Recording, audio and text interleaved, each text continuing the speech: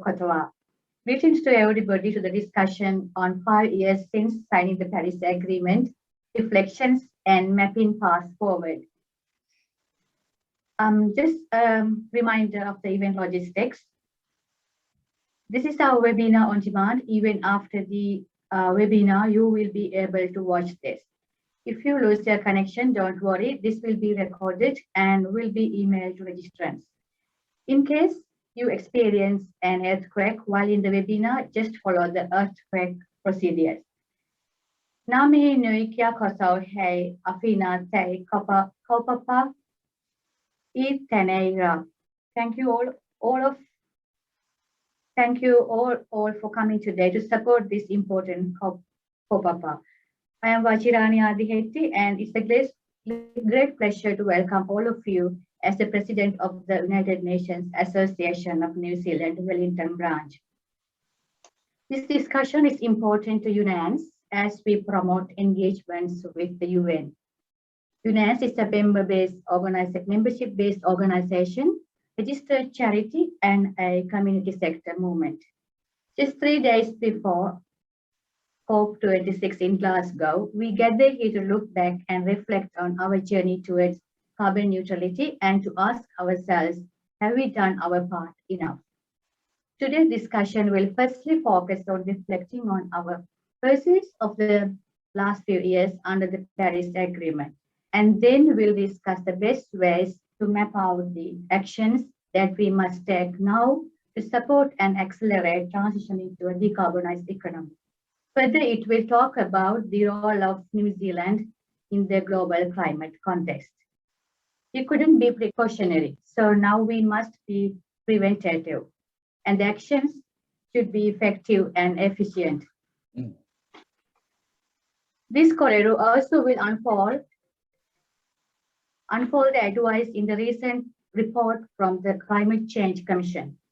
Thank you once again for joining us today with this important kopapa. Without further ado, I will hand you over to the chair of the forum, Dr. Kennedy Graham, a former New Zealand diplomat, UN official, and a member of parliament. Founding director of the New Zealand Centre for Global Studies of Victoria University of Wellington. He has worked on climate change for 33 years, participating in 6 UN conferences since the Earth Summit in 1992. He was chair of Globe New Zealand, the cross-parliamentary group on climate change from 2015 to 2017, and a consultant to the Productivity Commission for its Low Emissions Economy Inquiry 2017-2018. There is a Q&A session, and you are welcome to share your ideas and questions. Hoatu terako kia Ho'e Kennedy. Thank you, Waji. Kia ora koutou. And thank you for the invitation to present on the subject. 6 years on since Paris, reflections and mapping a path forward. There is no more critically important subject as we approach COP26 in Glasgow next week. So I've been asked to make an introductory presentation and then make way to 4 speakers, as Waji said, who will delve into the subject in more focus and more depth. I'll introduce each speaker as their turn arises. Just by way of structure, I'll speak for about 10 minutes, and then each speaker will have a 10-minute session, and it is for each one to decide how long to present and how long to take questions on their topic. And then we'll have about a 30-minute Q&A session, if all goes well. Let me start by describing the global context in which the 200 or so relevant jurisdictions have been wrestling with climate change for 30 years now. Because climate change, to put it simply, has the potential to ruin the planet, the main existential threat of our time, a true global problem. And there is only a global solution to a global problem.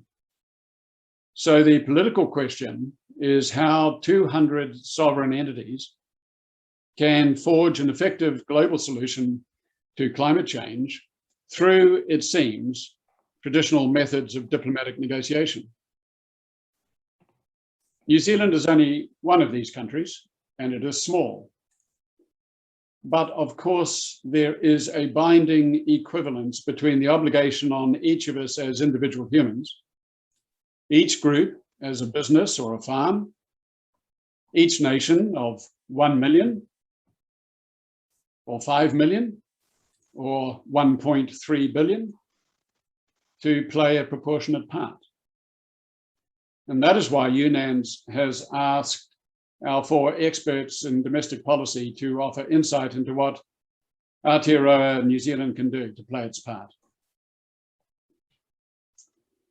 6 years after Paris, 31 years after the IPCC's first report, we have basically declared a global climate emergency. And many countries, including our own, have declared national emergencies.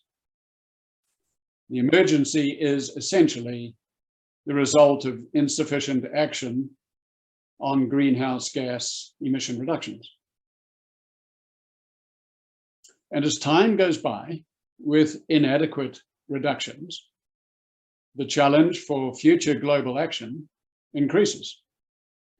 In terms of the shrinking emissions budget still available and the corresponding timeframe we have left to ensure that we stay within the stated limit in temperature rise, which does not change. Our original temperature goal was a 2-degree Celsius increase. It has now been made more daunting as a result of the Paris Agreement of 2015 and the consequent IPCC report of 2018 to 1.5 degrees.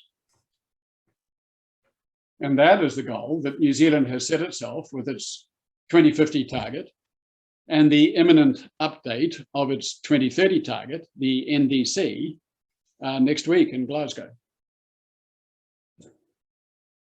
To understand the nature of the challenge, the UN has calculated what is required to meet the 1.5 degree goal. Its 2 recent documents, the NDC synthesis report and the emissions gap report, give us some sobering information as follows.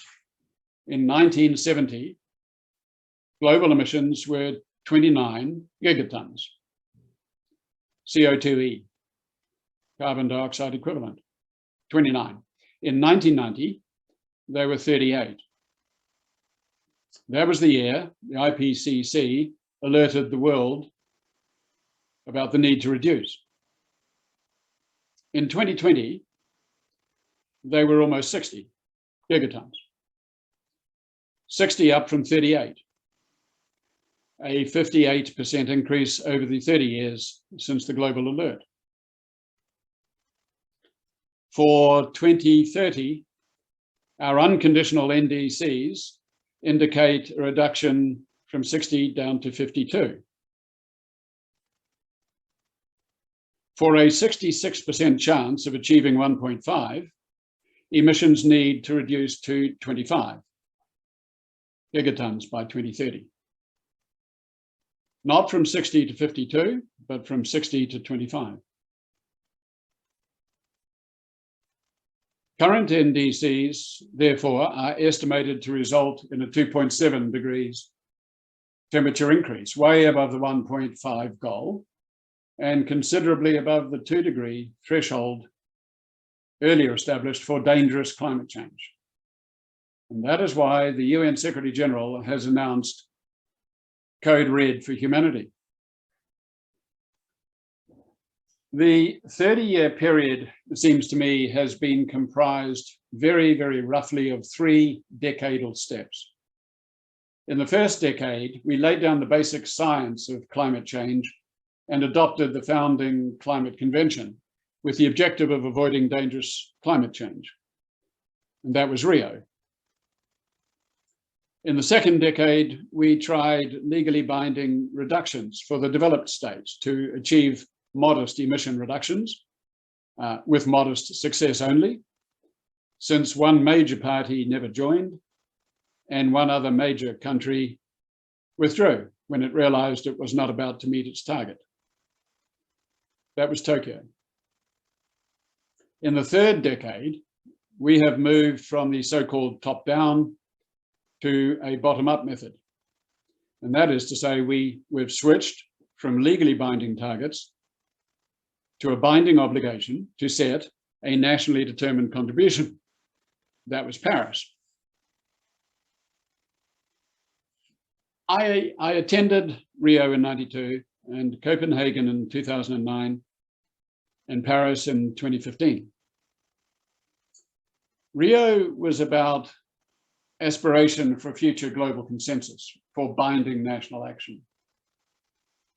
Copenhagen was a failure to achieve that through major power rivalry. Paris was about achieving a consensus, but at the price of unilateral decision-making. Glasgow is about facing the reality that the climate does not negotiate diplomatically with 197 anthropocentric sovereigns. So what then of Aotearoa New Zealand? As a developed country with historical emissions and high per capita current emissions, we have an obligation, as the Climate Commission notes, to do more proportionately than the average country in national mitigation to play our part in meeting the global challenge we've just outlined. And yet New Zealand's record of mitigation is undeniably poor. We could delve into that, but it is not for me to do so in this contextual introduction. Suffice to note that much has been remedied recently in terms of governance and long-term planning. But the short-term challenge of achieving national reductions this decade is simply massive for this country, and not least because of the intensifying debate here in New Zealand over two things. First, the policy implications of short-lived and long-lived gases. And second, the extent of reliance on behavioral versus technological change over the short term. So the global challenge is enormous, and the link from the global to the national and back to the global is critical. We are fortunate to have 4 experienced and insightful colleagues with us today to explore these issues. First up is Stephen Walter, who is a member of the Climate Commission. Stephen has been deeply engaged in both the UN negotiations and domestic policy formulation over the years. No one is better placed to reflect on the developments in global climate policy and their relation to domestic policy. His topic is international and domestic governance since 2015, normative and cultural aspects. So to kick things off, let me ask Stephen, what are the main differences in climate change governance and policy between Paris and Glasgow? And to what extent has there been change in the roles of government, business, and civil society in that respect?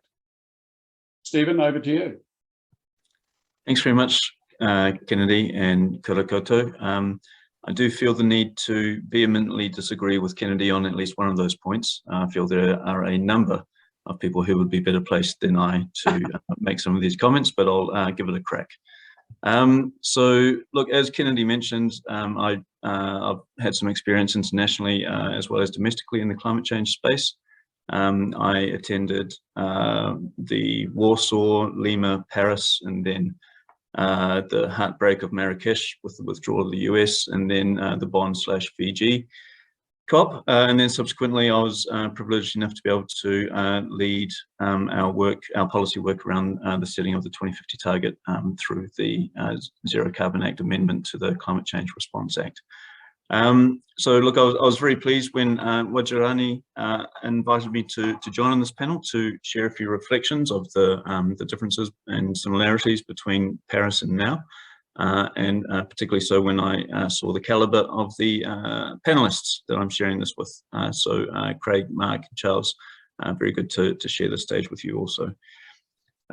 Look, I was reflecting because our negotiating team will have just left to go overseas to COP, and I imagine they've probably signed a whole bunch of waivers stating that they're aware of the risks and the MIQ requirements on them coming back. As we were about to leave to go to Paris, we also had to sign waivers. This was to acknowledge and accept the risk of terrorist activity in Paris. And so there are some similarities, some differences there also. The main context, of course, for Paris was that we were getting together to sign a global agreement, as Kennedy mentioned, moving on from Kyoto and what in the literature is almost overwhelmingly referred to as the ashes of Copenhagen. With the Paris Agreement, there's a very clear focus on participation over bindingness. 6 years on, I still can't find a better word to describe the extent of or the manner to which countries are bound legally. And at the time, there were obviously significant challenges. One of the key ones was the tension, the dynamic between the US and China. From the US point of view, wanting to make sure that because of their domestic political concerns, wanting to make sure that they had an equal legal footing with China. Difficult for China as in their role where they saw themselves as really leading the developing country bloc. And the extent to which they felt the responsibility to retain the bifurcated approach that had evolved over time through the UNFCCC and the Kyoto Protocol. So one of the key challenges was really merging a bifurcated approach between developed and developing countries into a similar track while recognizing different national circumstances. That's probably best exemplified by the merging of the two different transparency tracks that happened through Nairobi and the Bali Action Plan around the transparency framework and merging that into the enhanced transparency framework. The recognition of different national circumstances is really key, and this is one of my favorite acronyms from the field. So moving from common but differentiated responsibilities to common but differentiated responsibilities and respective capabilities to common but differentiated responsibilities and respective capabilities in light of different national circumstances, or CBDR, CILO, DNC. And so that those few letters, I think, really do summarize the evolution of the international community's attempt to recognize the nuances between countries, as well as the shared ambition to tackle climate change. With all of those challenges, Paris, as we got to Paris, we simply ran out of time. I remember in Geneva in the February, I think, 2015, as we were supposed to prepare a draft negotiating text, we ended up with somewhere close to 190 pages, I think. The Paris Agreement eventually was much more like 20 pages, and was simply because we ran out of time, really, and of necessity, a high-level agreement. That meant there was a good deal of what we call, with some sense of irony perhaps, constructive ambiguity. And what that meant was where there were positions that were simply not able to be reconciled around the negotiating table, there was language that was crafted which allowed each party to go back home and effectively argue that, well, they had got what they wanted. Because it was such a high-level agreement, with its accompanying decision, was kicked off the Paris Agreement work program to develop the rule book that was intended to put the flesh around the bones of Paris. And the details of that were to be worked out in COP24 in Katowice. Some of the key areas there for New Zealand were around the reporting, so the transparency, the accounting, towards targets and the establishment of an international framework to ensure that any use of markets was going to be governed and with a fundamental basis of environmental integrity and transparency. Now, because of the constructive ambiguity, we got to the first session after Paris, and immediately it felt like everything was getting relitigated. That was, to an extent, a little touch of my naivety. I think actually it was the constructive ambiguity speaking out. And as each country had walked away thinking that they had what they wanted, we all got back together again and realized that that wasn't quite the case. And so progress was incredibly slow from that point on.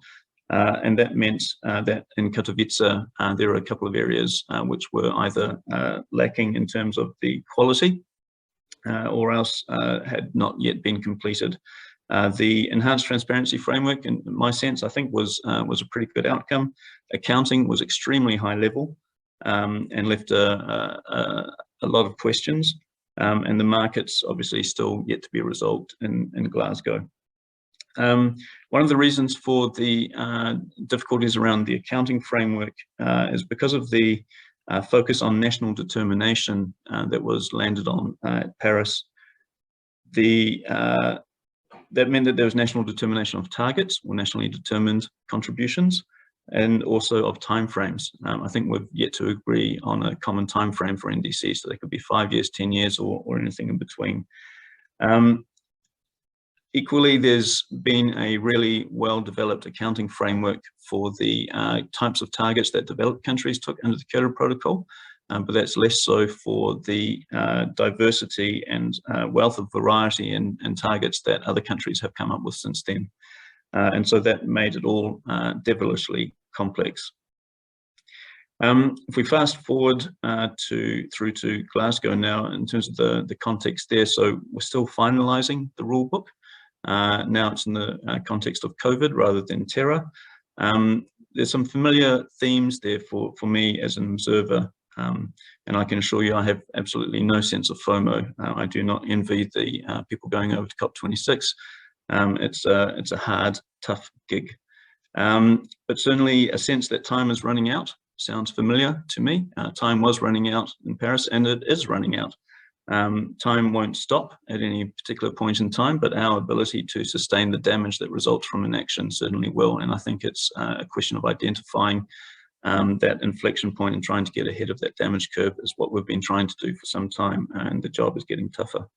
The glacial progress of the multilateral negotiations is certainly familiar, and the focus on ambition. So, for example, the ambition of NDCs and the ambition of finance to be provided, that's all very familiar.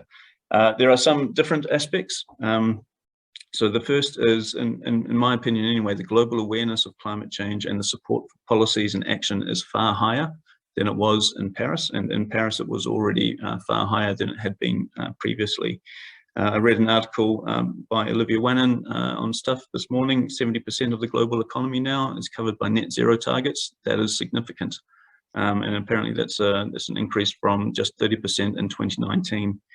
Crucially, I think what the Paris Agreement did was it expanded the envelope of agency from national governments to business, subnational governments, and communities. And as an example of why that's important, you could see, for example, in the US, the conflict between Trump and some states, for example, California, as well as some of their top businesses. So because the Paris Agreement had put so much focus on other actors besides national governments, those subnational governments and businesses and communities were able to maintain the momentum for climate action, even in the face of very stern opposition from the national government. The progress in the global economy, I feel, has been supported, but has far eclipsed the progress in the multilateral arena. And I think that sense of progress and momentum in business, supported by demand and expectations in communities, I think is important. You can see that, for example, through the compact, the Global Compact of Mayors, the C40, as well as various business initiatives and the local communities and Indigenous peoples platform. Domestically, back around the time of the Paris Agreement, we had legislation. It was the old Climate Change Response Act, originally enacted in 2002 and then modified in 2008 in light of the global financial crisis. I remember the phrase to support New Zealand's recovery through a time of fragile economic recovery burned into my brain. And we also had a 2050 target back then, which was judicially reviewed. And for some of us, the act of being judicially reviewed is also relatively familiar. I'll say no more. There is some emerging consensus, or there was, sorry, some emerging consensus on climate change and the need for action. I think there is much greater consensus now. Equally, there was little consensus back then on how much, when, or by whom.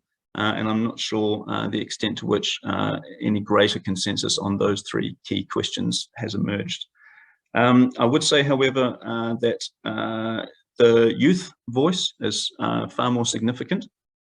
And in particular, so back then, Gen Zero had been advocating strongly for a stable policy framework for New Zealand to transition to a low emissions economy.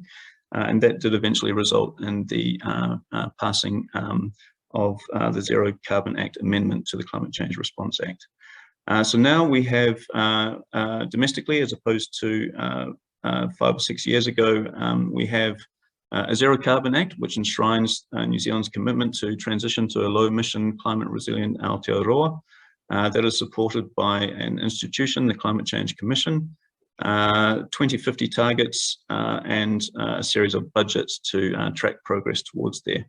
There is still a multiplicity of targets with targets for 2050, 2030, biogenic methane, other gases, NDC, and that can be confusing for the broader community.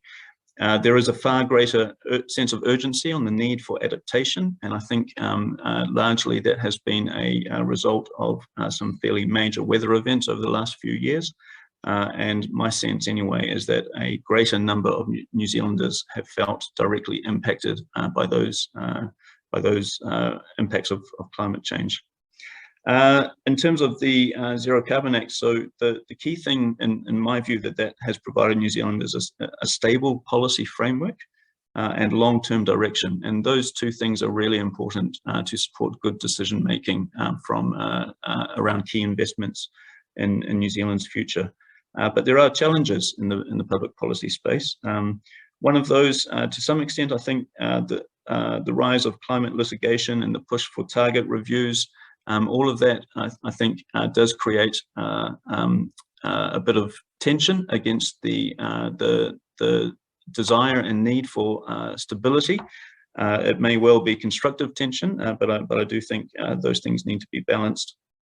There's a need to think very carefully about the balance between being ambitious and focusing on what's achievable.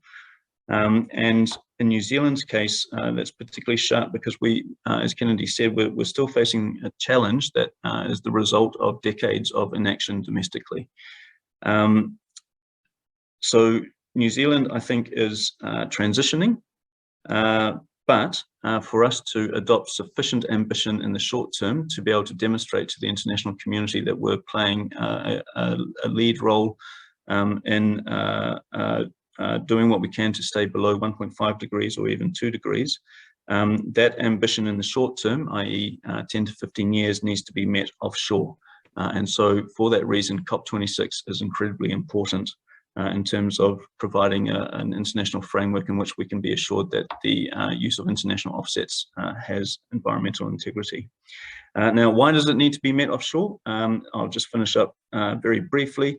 I think there's also been an increasing acknowledgement of the importance of a just transition, to not leave people behind, to not make and repeat the same mistakes as New Zealand made in the late 70s and early 80s. The social license for transition will be eroded when inequitable outcomes start developing. For 2030, just as an example, the cost of us meeting our ambition offshore is linear. So whether we have a 30, 36 or 45% target for our NDC, if we make some assumptions around the international carbon markets, that is a linear cost. If we are to meet that domestically, that cost relationship becomes exponential as we start to need to shut off industries and you have employment impacts. And so those things are very real for 2030, but just to end with a slight glimmer of hope, those things are not necessarily locked in for 2050. If we take action now, then New Zealand can transition domestically, and that I think is where I'd like to leave it for questions if there are time, Kennedy. Thank you, Stephen, very much indeed. That was tremendously insightful. Now, we were hoping we could have at least one question. I'm not sure if Waji is there on the screen with any Q&As. If she's not, just one quick question before we move on.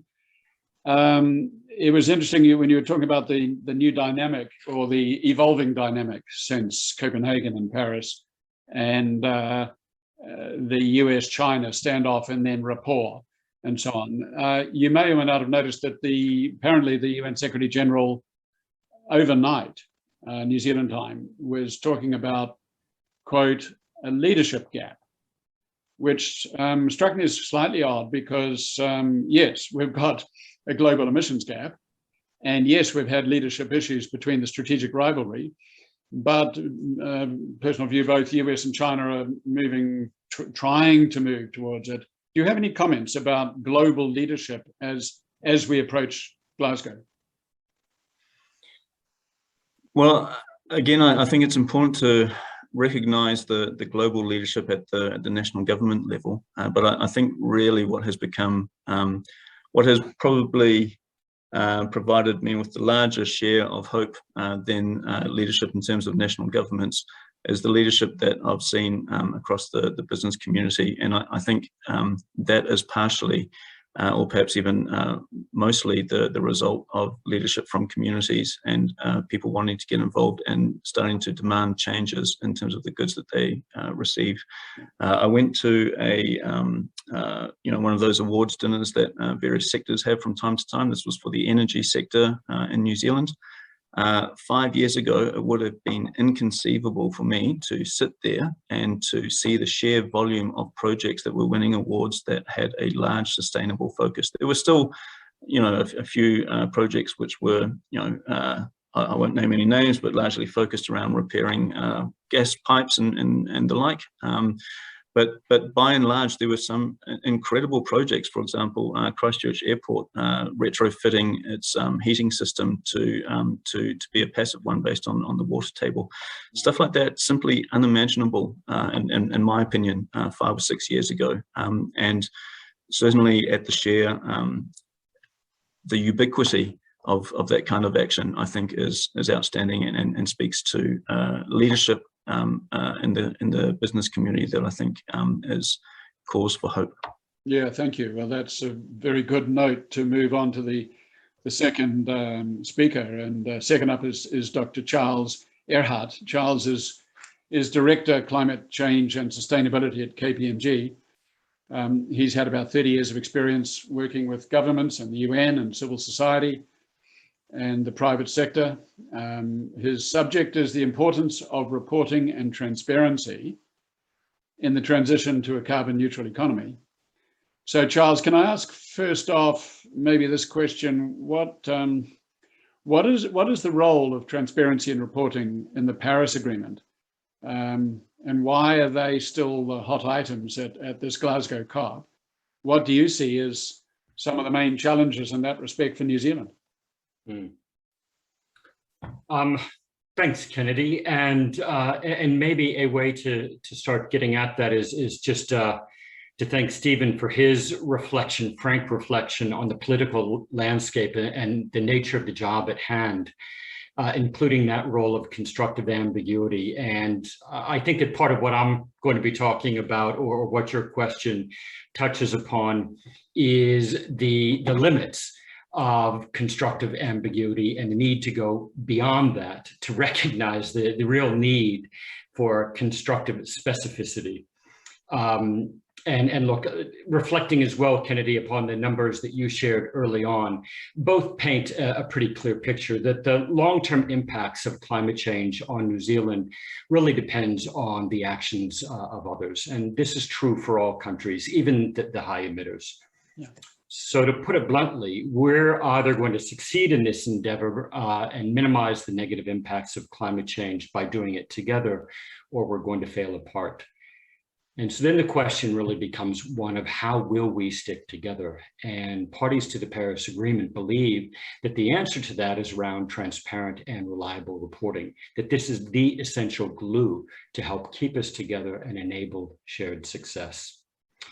So under the Kyoto Protocol, countries agreed to a complex set of rules for monitoring, reporting, and verifying some people's greenhouse gas emissions. But for the last 2 decades, only 40 or so developed countries, those that we call Annex 1 countries, were required to report their emissions on a regular basis.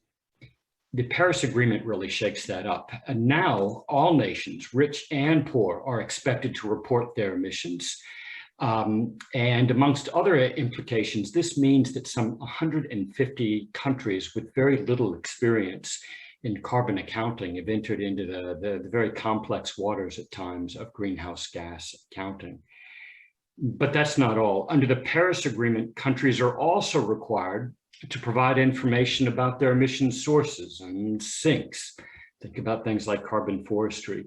They also have to talk about their progress implementing nationally determined contributions to mitigation efforts, the domestic impacts of climate change, their adaptation efforts, think about our strategies, adaptation strategies and plans. And we also need to talk about support given or support received by poorer countries in the form of financial assistance, technology transfer, and capacity strengthening. So in other words, now we need to report on a much broader set of activities, at least some of which we might have previously thought of as our own bloody business.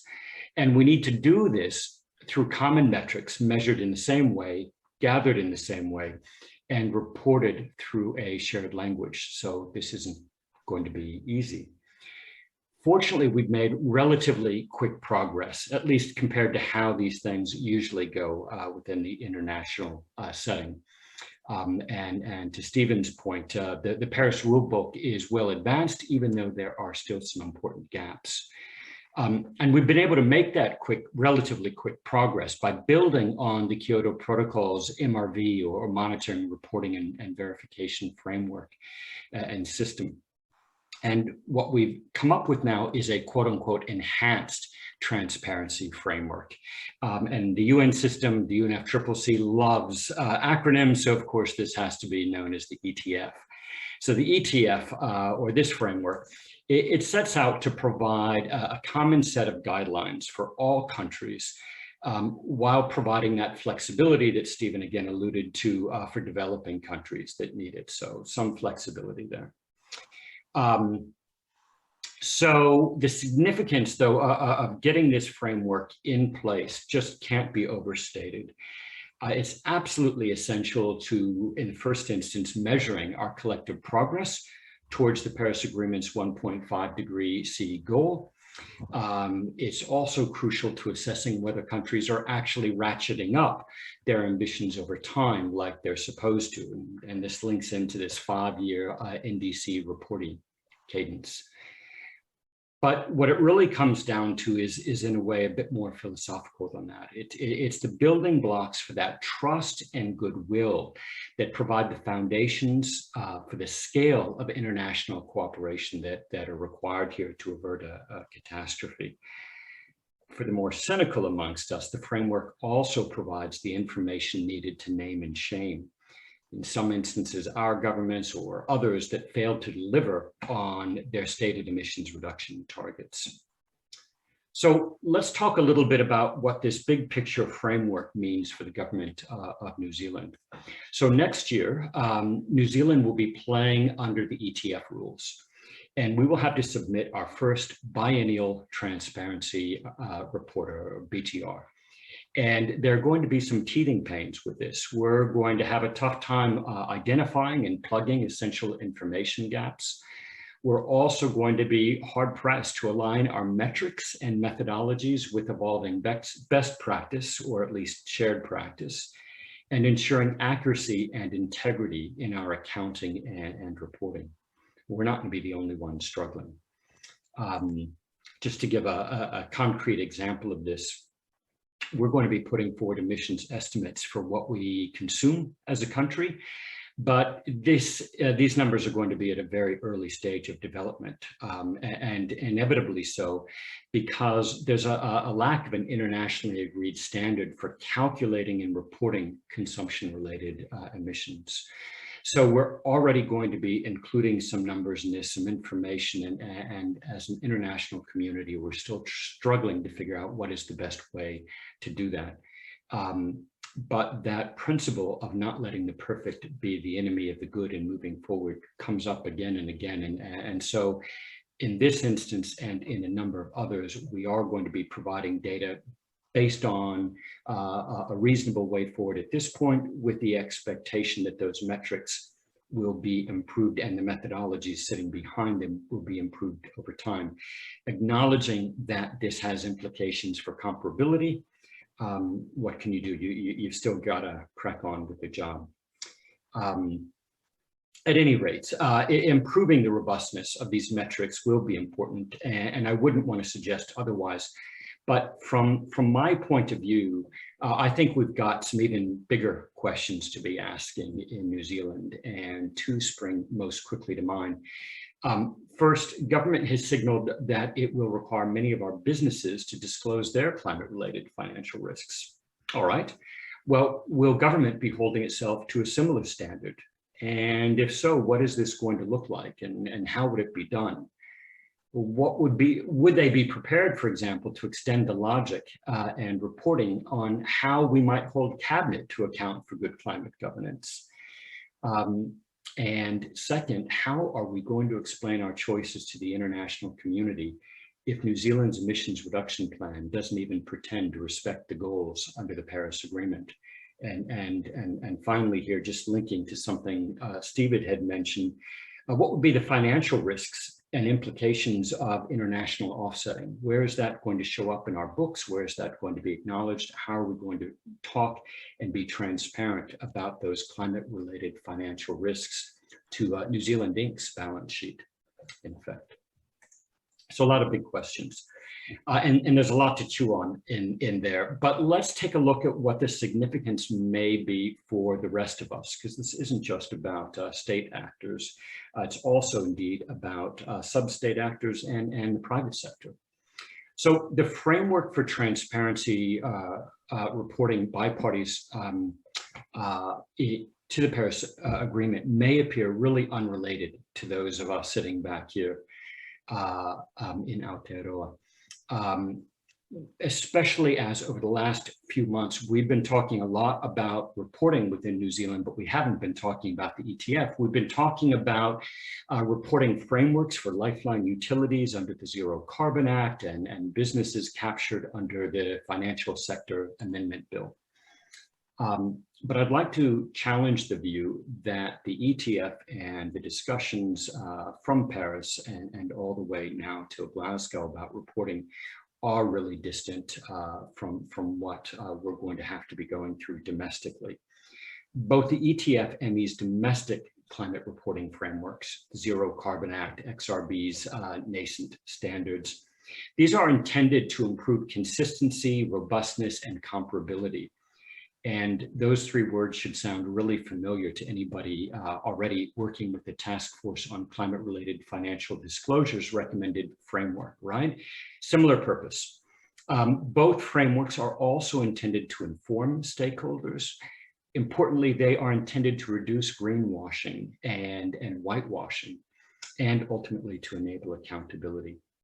So meanwhile, I think we can expect to see growing linkages between domestic disclosure by non-state parties and government's biannual report to the UNFCCC. To the degree that this occurs, I think we're going to see the ETF beginning to inform domestic reporting requirements and expectations in terms of metrics, targets, and methodologies at the very least. So all of this is to say that this isn't just a wonky topic to be reconciled and dealt with far away. These are very important and relevant issues that are going to have implications for reporting by a wide range of actors here in New Zealand, ultimately contributing to and nesting up into these global reporting and disclosure frameworks that enable us to have that shared understanding of what's happening and to hold ourselves mutually accountable for ambitious action. Thank you. Thank you very much, Charles. I don't know whether Waji's got any questions from the chat or Q&A, but if not, there's one thing that comes to my mind before we move on. I was really taken by the phrase essential glue, as in transparency being the essential glue for moving on and getting progress from Paris to Glasgow and post-Glasgow. The question that comes to my mind in this respect is, and I totally agree, that and your philosophical point about trust. Someone once said, and it won't be lost on you, about trust but verify, which sums up the glue, if you like. And so my question is, it's been there in my mind watching the UN for years, in this respect especially. How is the transparency, in your view, how is the transparency made to be verifiable, especially under the ETF that's coming in? Is the verification, I've studied some of the reporting from New Zealand, but other countries too, to the UNFCCC, and then the experts' comments on the national reporting. And it's well-intentioned, it's professional, but it's once over lightly. And my question to you is the verification coming down the track for the ETF, in your view, going to be stringent enough? Great question. So under the UNFCCC process, the BTRs are going to be reviewed by experts working with the UNFCCC Secretariat. Yeah. So in principle, there's where you get that verification. That said, of course, it's difficult to say how rigorous those reviews are going to be and how critical, because we haven't gotten there yet. I think that my own aspiration on that is that as we're seeing with in the domestic context as well, we are probably going to be starting off with review light. Yeah. However, as expectations increase on capacity to report in a capable manner and to utilize the methodologies and apply them well, I think expectations around rigor are going to quickly be ratcheting up. You'll see that, for example, in domestic legislation, where we anticipate moving towards that audit function of claims of mitigation and then broader disclosure statements. And I would anticipate that we will see something, I would anticipate that we must have a similar evolution at the international level. Yep.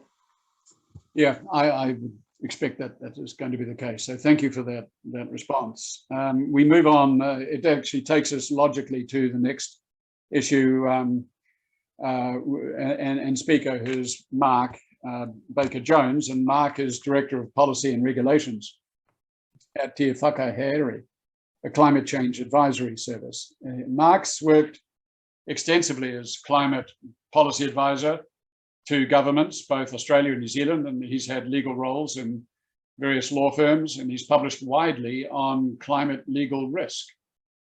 And he's heading up, as I understand it, Auckland University Law School's climate postgraduate course next year. His subject addresses the legal environment, obviously, underpinning the transition to a decarbonized economy.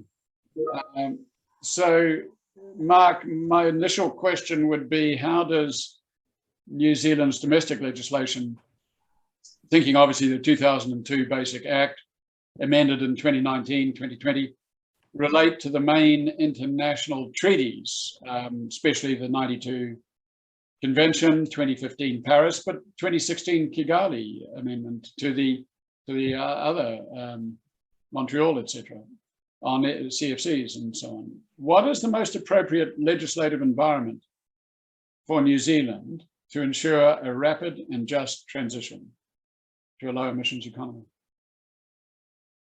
Over to you. Kia ora, he mihi ki te rōpū whakakotahi whenua o Aotearoa, tēnā koe, ki te Manakura Kennedy, tēnā koe, ki Okuhua Rārangi Paipai, tēnā koutou, he mihi ana hau ki a koutou katoa, tēnā koutou. Thanks, Kennedy. Yeah, so to cover off on a couple of things you mentioned, and you touched on this at the start, and please audience, don't ask me questions about international treaties. I'm far from an expert.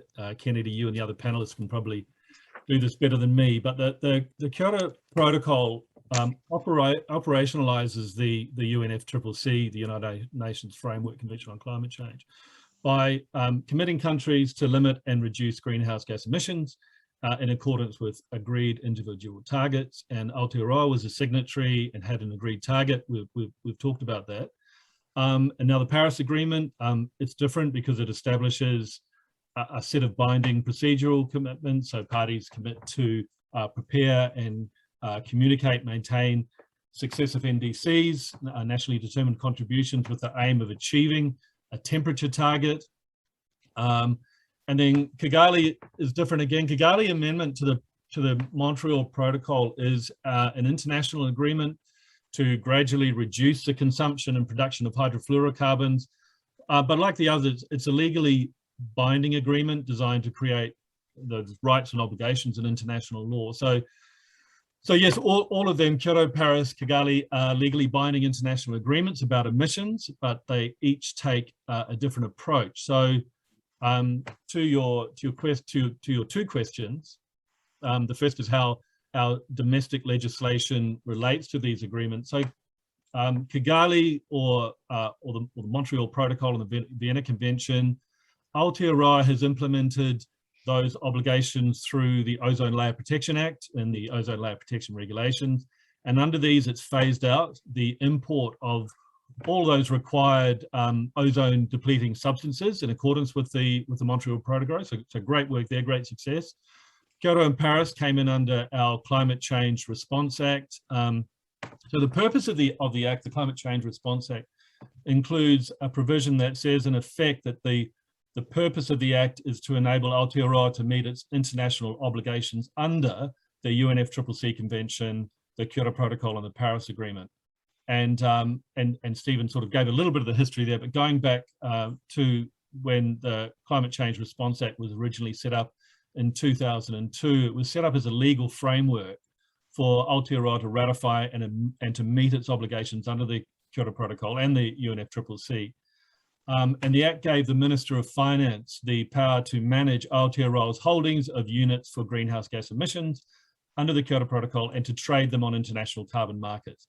And it's sought in part to do this by establishing the emissions trading scheme. So that was significant, but because of a number of poor policy and political decisions, the ETS, the emissions trading scheme, it hasn't functioned that well, not until recently anyway. So we've had the tool, but it's been wielded poorly and ineffectively by government. And it's over time, as Stephen said, the CCRA, the Climate Change Response Act, has had many amendments, and if you read it, it's ridiculously complex, but it was a zero carbon bill, which apart from making some important fixes to the ETS, brought in amendments to the Climate Change Response Act, including an additional purpose, which was to enable the obligations under the Paris Agreement to be brought into the Climate Change Response Act. Now, those of you who know Paris know that it talks about keeping temperatures well below 2 degrees, preferably to 1.5 degrees Celsius. But we didn't want to talk about the 2 degrees in the Climate Change Response Act because we thought it would set a 2-degree upper limit, which would give us an excuse to hit that rather than to keep to 1.5. So we just stuck the 1.5 degrees Celsius part of the Paris target into the Act with a view to making that the upper limit, which means that the Climate Change Response Act was in principle a little bit more ambitious than Paris. And that's on to your second question, which is what is the most appropriate legislative environment for Aotearoa to ensure a rapid and just transition to a low emissions economy. So James Shaw wanted to build that ideal legislative environment, that legal framework into the Climate Change Response Act through the Zero Carbon Bill. And he wanted certain components which were, in the view of experts and his policy advisors, essential. And the fact that they were essential came out at COP25 and discussions there. And those components were, and we've touched upon all of them, I think, so far, there's a functioning carbon pricing mechanism, carbon targets, carbon budgets, independent body to advise the government on the budgets and targets, so the Commission, and as Charles talked about, a climate-related financial risk disclosure regime. And I think if we were a larger economy, we could also look at a carbon border adjustment mechanism. And the government has looked at this, but the larger economies are going to manage that aspect. So in my view, the framework is pretty complete. James Shaw has really done an extraordinary job.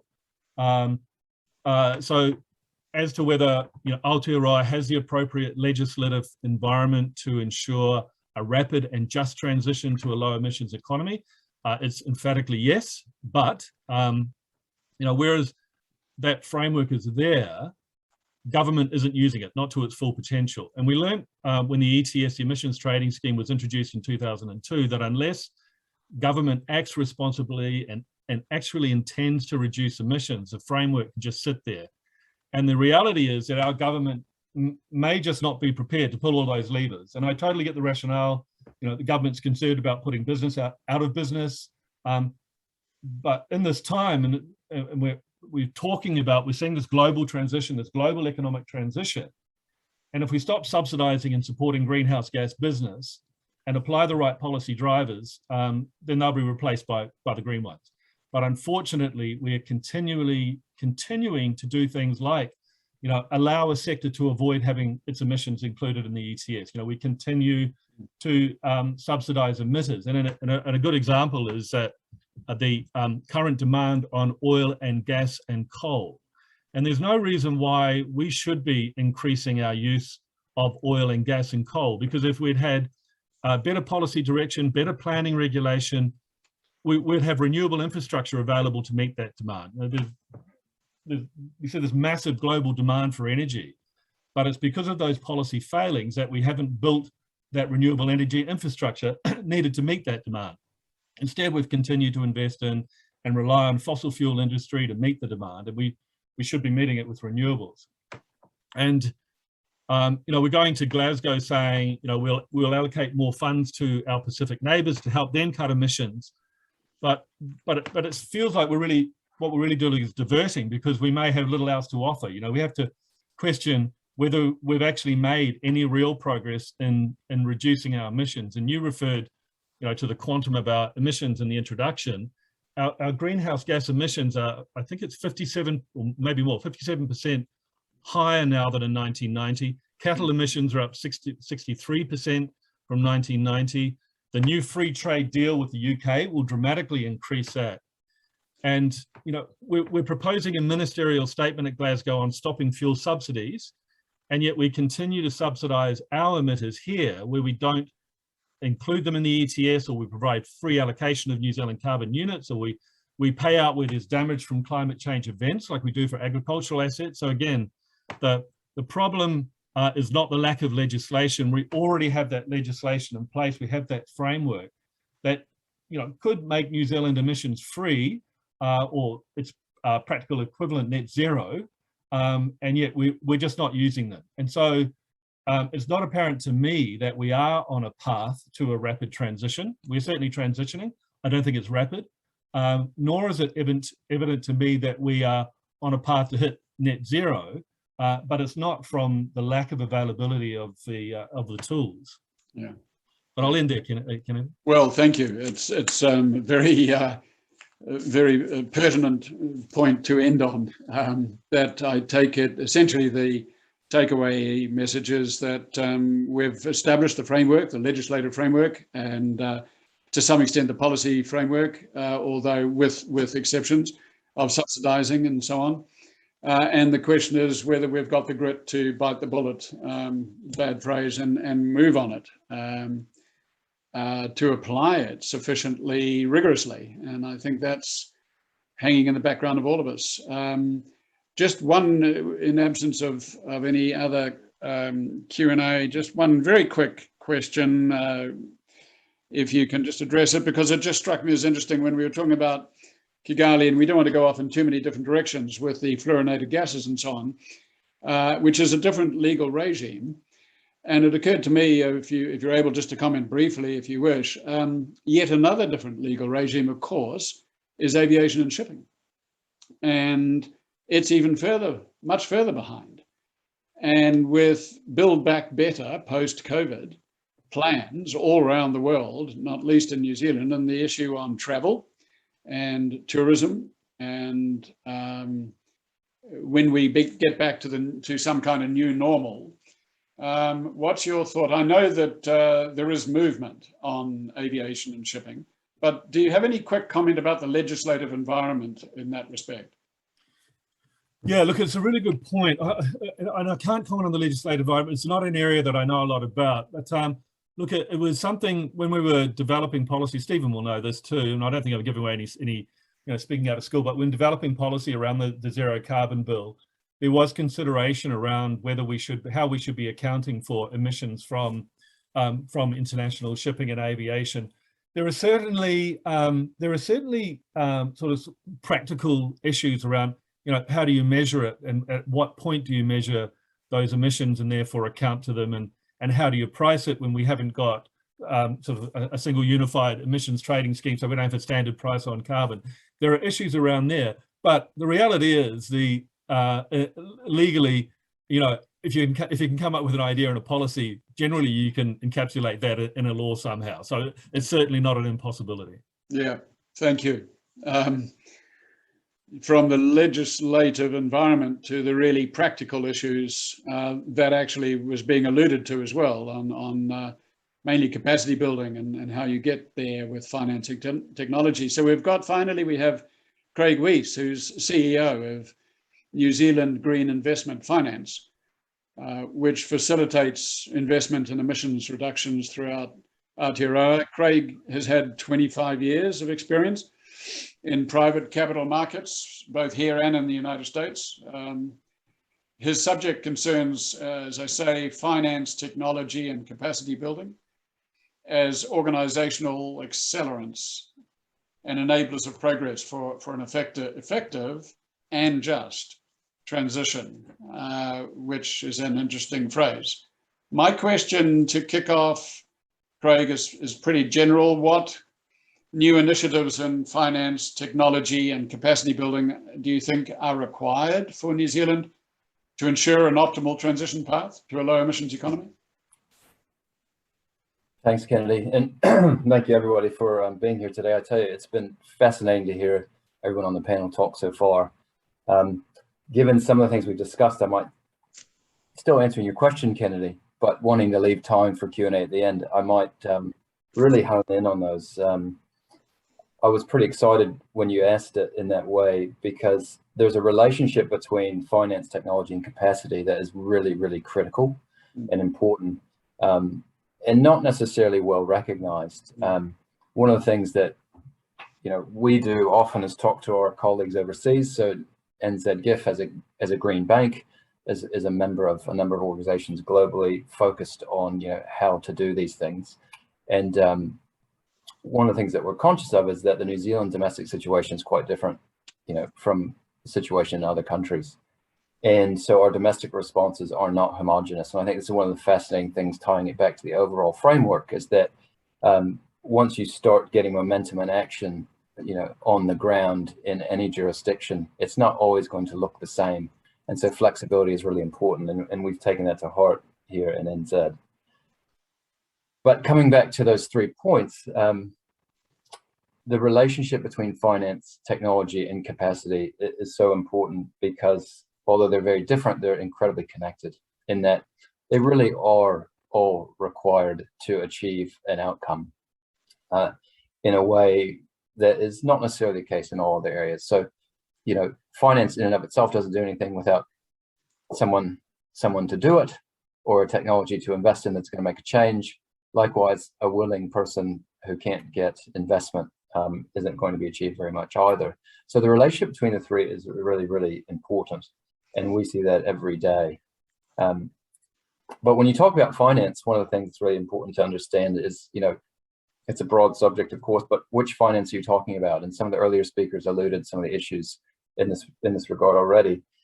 We think about that in the market in context of, you know, who's doing the action. So whether that you're talking about central government, whether you're talking about local government, whether you're talking about corporate New Zealand, or whether you're talking about small and medium enterprises, or even individuals. The beauty is, of course, that all of those actors can behave to contribute to kind of lower emissions outcomes, but how they're financed, of course, is quite different.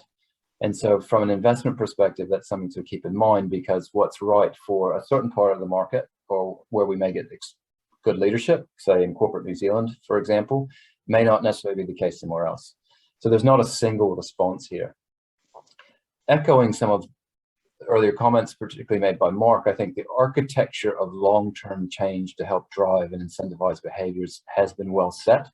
You know, TCFD, the ETS with, you know, carbon pricing coming through more fully, Zero Carbon Act and independence, the Commission, you know, all of these architectural elements will help and contribute to different outcomes in the finance world over time. But they may not necessarily be fast enough for what we need to meet targets that we would all like to achieve. So who bites the bullet, right? I talk about that finance market with respect to those actors. Well, as the Climate Change Commission has suggested, everyone has to bite, and we'll have to bite pretty quickly. So what does that mean with respect to innovation in finance? I think what you'll see is a evolving response by all those actors towards the goal, but how do we speed it up? So one of the ways we speed it up, in our view, is that we do have to take more direct investment action. That's kind of a supply of capital and where and how it's supplied issue. Our organization, of course, is established for that purpose. We're not the only ones who can do it. But one of the issues we've got is how actually investment markets are constructed and how capital flows to get to where the problem is, right? Because what we need to do to accelerate investment in climate action is to actually create those pathways for capital to do that. New Zealand market is a small financial market by global standards, and it is not what I would call a fully developed one. So it doesn't have capability across it in every area to be able to deliver the solutions that are needed, that vary by sector and even by stage of maturity of investment or type of investment. So some of the things that we think about are how we can help those channels be created and get the opportunities to where the capital is. So what do we think that means over time? Well, it means more direct investment. That means more mandate changes in the investment community to allow for that to happen. So what most people probably don't realize is that most of the investment capital in the country is locked up, generally speaking, in managers who are primarily active in kind of the listed markets and not necessarily even in New Zealand. And so the amount of capital available from the private markets to do what we want to do on the ground is actually a very small percentage of our overall capital base, so sub 2%. So we need to unlock more of that money. And when you think about how we do it with those various parts of the market, ultimately speaking, there's a question around overall tolerance in society for doing something now that is expensive, i.e. Providing capital to help a faster level of investment that pays benefits over time, but will express itself in things that you know, we're not necessarily very comfortable with historically. So high levels of debt, for example, if you think about local government in particular, but even national government, at what level are we willing to say, you know what, we'll do that today because the long-term benefits are very great. So you have these issues that are national in nature that come into play that have to literally do with our gearing as a nation, if you will. But I think the other innovation that is going to occur, and you're going to hear a lot more about this over the years, is actually how do we crack adaptation? So, you know, we've been focused on mitigation for a long time. We can see it evolving. It's not fast enough, but you can actually see pathways. Adaptation, however, is a whole another kettle of fish. And, you know, it's in its infancy in terms of, I guess, the thinking around how that actually can be appropriately funded in a fair way. And that's where you really start to get just transition questions hitting pretty hard, whether they're domestic or international. So that's kind of the finance piece. On the technology piece, look, you know, there's a lot of great tech out there already, and it's just a question of using it. One of the things that's occurred more rapidly than many probably realize over the last years is that the economics of low carbon investment for activities in certain areas is very good and very positive. So in areas like transport, you know, efficiency in the built environment, distributed energy, you know, the economics of those things are fantastic. And it's more maybe a knowledge gap, or there's not capability, or whatever the other issue is. But we'd like to see those come in more quickly. And they're there today, and actually they're there in New Zealand today. In fact, for those of you who are interested, if you hit our website and see some of our portfolio companies, some of those investments we've made have been very specific to those solutions for that very reason. Clearly, uptake is a lot easier to execute if it's economically viable, and in some cases actually even a superior outcome. But we also need to facilitate investment in those sectors where solutions may not be quite as near. So, you know, waste and plastics comes to mind, agriculture comes to mind as well. You know, we really do have to up the dial around capital flows on things that are going to take a while to solve for New Zealand, especially given our very specific shape of our emissions profile. Capacity is probably the most under-discussed, or capability, I should say, this capacity as well, under-discussed aspect of what's missing, because it hits across the market.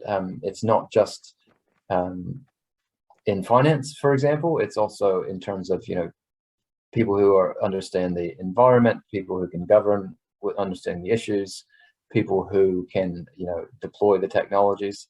So you can very quickly hit capability gaps that are very real, which then of course go to capacity. I think what's really important for many companies is recognizing when they do come up with something that's got a low carbon element to it, to try to squeeze out the benefit from that project, if you will, or activity, to help build capability and consequently capacity in those areas as they go. So use those as teaching moments. And we've seen some institutions do that really, really well. Corporations and other organizations who have had to change, but have done so through a carbon lens, have found that that can be quite transformative for them in terms of how they think about their businesses and how they actually integrate sustainability. And that's a real positive. I think we'll see more of that because the benefits that come from that, from an organization, are not just about carbon, but they also have to do with employee engagement, market leadership, you know, brand value, and other things that really help bind these activities together. So I said I'd try and be quick to give us time for Q&A overall. That's my quicker version of what's going on in those areas, and some things that we could talk about more. Well, thank you very much indeed, Craig. Just a very quick question before we open it up. The size of New Zealand was one of the takeaways I picked up from what you were saying. New Zealand, relatively small country in terms of financial market investment and so on. And it does raise the question as to the relationship between foreign investment, and we're talking just exclusively about climate change, foreign investment in New Zealand for climate reduction, New Zealand's own domestic capacities to self-generate its own entrepreneurial skills, which is considerable but needs finance. And then the third related, without getting too much off the subject, New Zealand's obligation to assist smaller countries again, and developing countries, regionally in the Pacific, if we think globally, Africa. There's an interrelationship, presumably, between those three different contextual structures in terms of financing and stimulating technology. Well, yeah, and I mean, interestingly, you know, we share a lot in common with actually many less developed nations in that they face market problems that are not necessarily well understood by, you know, your larger OECD countries, for example, because of the scale of market that they have. And so using, to build on your question, you know, one of the challenges that we've got is that if we want finance from investors overseas, and I'll exclude Australia a little bit because that's a bit different because they've become increasingly comfortable investing in NZ over the years. And many of them, you know, keep track of our market, if you will. But, you know, big global investors need to be able to write checks of a certain size, right? So you have to have the product to offer them that they need. And in NZ, to be able to do that, that requires usually a lot of aggregation because we don't have, you know, single kind of projects of that scale often. So there's a lot of aspects that are present in terms of how you can or cannot, if you will, access international capital for those things. And of course, for us in New Zealand, being an OECD member, you know, many of the constructs and the dialogue around capital flows, you know, have a bright line around OECD membership, which is something that's pretty important. And so we have to think about these things a little bit differently. Yeah, indeed. Well, thanks very much, Craig, and thanks to all four speakers. It's been pretty rich discussion and a real tour de force of all the items and the practicalities of domestic climate change to answer to this extraordinary global challenge. Maybe Waji's back on now. I can hand over to Waji for any general questions that might be attributed to all. And also, I think any speakers can ask each other too, but we should open it up to the floor, I think. Waji?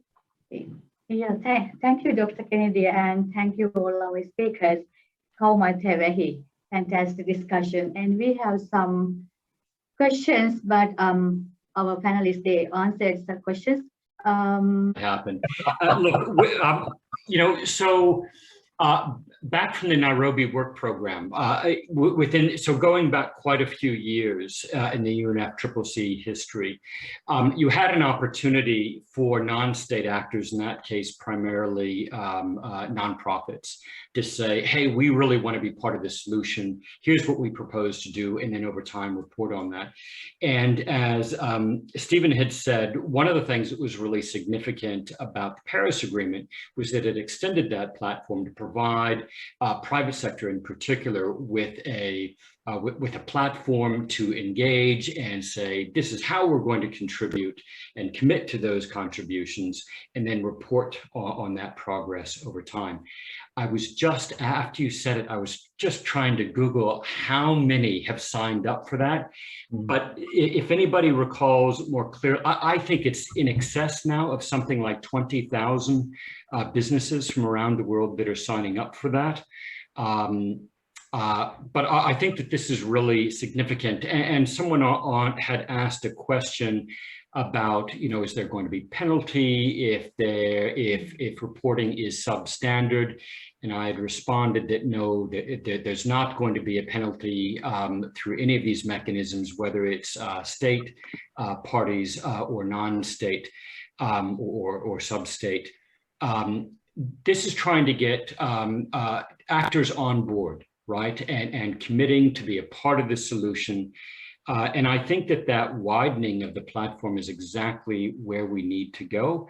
And because of course the only solutions, the solutions are terribly complex, and it's going to really require an all hands on deck approach. So I think that's exciting that you are getting this bringing together. It lacks some of the structure that we might wish for at that level, but as you're getting that structure around reporting at domestic level, it's an encouraging direction.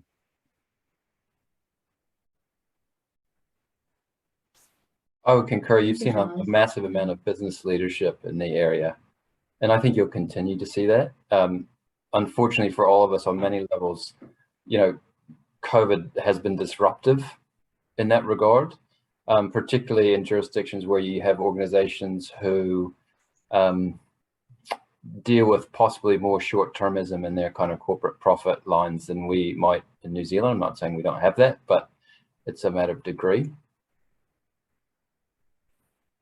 Yeah, I think the interesting thing as well will be the extent to which the reporting regime for non-state actors, so for, including businesses, is going to dovetail into the reporting regime at the national and international level. So at the national level, it's reasonably well defined. You have the national and geographic boundaries. It's the emissions accounted or estimated where they occur. When it comes down to a business, it becomes a lot more complicated and nuanced. You've got transnational companies, transnational boundaries, consumers, issues of whether you include scope 1, 2, or 3, and how far along the continuum for scope 3 you're going to include things. At a national level, there's a 2-year lag because of the, when you have a robust transparency framework that creates timeframes and resourcing requirements, and then there's an international review requirement, and that 2-year lag might not be enough, might not be agile enough to respond to what consumers are demanding. So it will be tricky to merge those two things. And I think it's also important to remember that the emissions that are counted at the national level and the emissions that are counted from companies and through that kind of commerce, they're not additive, right? There are emissions in the atmosphere, and those are the emissions that matter in terms of the impacts that we're going to face or that we are facing. But the reporting regimes for non-state actors and for states respond to different needs and different drivers, and the extent to which those can be or need to be merged will, I suspect, be an issue of ongoing discussion. Thank you, Steve. We are running out of time to finish the forum. We had lots of things to talk, and thank you very much all speakers for sharing your expertise, experience, and knowledge with all of us. Definitely, I think our attendees have takeaways which you could apply to strengthen the effectiveness of your climate and sustainability actions, which will anyway ultimately support our country to show its global commitment. Now I'm new to my UNANS team, and also I should mention one person who helped me a lot for this to organize this event. That is, he is Dr. Stephen Gray from KPMG. Thank you, Stephen, as well. And finally, winding up the session, I would like to welcome all of you to join UNANS activities, and please sign up our newsletter or have a look into our website to get to know more about UNANS. Thank you very much again, and no reira tena koutou kotoa. Kia pai tora noho ora mai. Thank you very much. Take care. Thanks, Boji. Thank you all. Thanks, Kennedy. Thank you. Thank you.